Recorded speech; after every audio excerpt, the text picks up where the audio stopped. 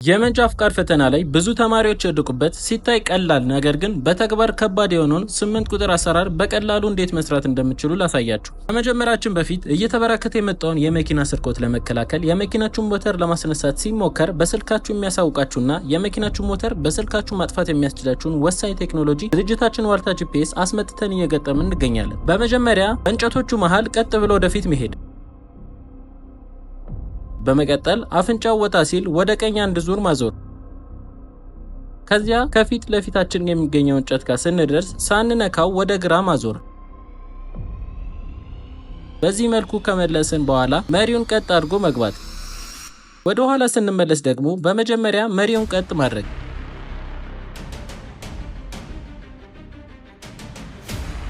በመቀጠል የመጨረሻው እንጨት ጋር ስንደርስ ወደ ግራችን አንድ ዙር ማዞር።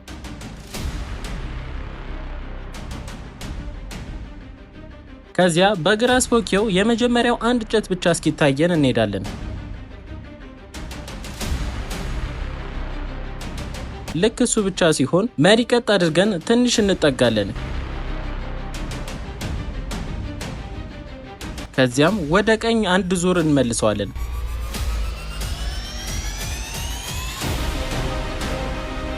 ሙሉ ለሙሉ እንጨቶቹን ስታዩ ማቆም፣ በመጨረሻ መሪውን ቀጥ አድርጎ ወደ ኋላ መግባት። እንደዚህ አይነት የመንጃ ፍቃድ መረጃዎች እንዲደርሳችሁ ፎሎ ማድረግ አትርሱ። እንዲሁም በቀጣይ ቪዲዮ እንድንሰራ የምትፈልጉትን ሀሳብ ኮሜንት ላይ አስቀምጡልን።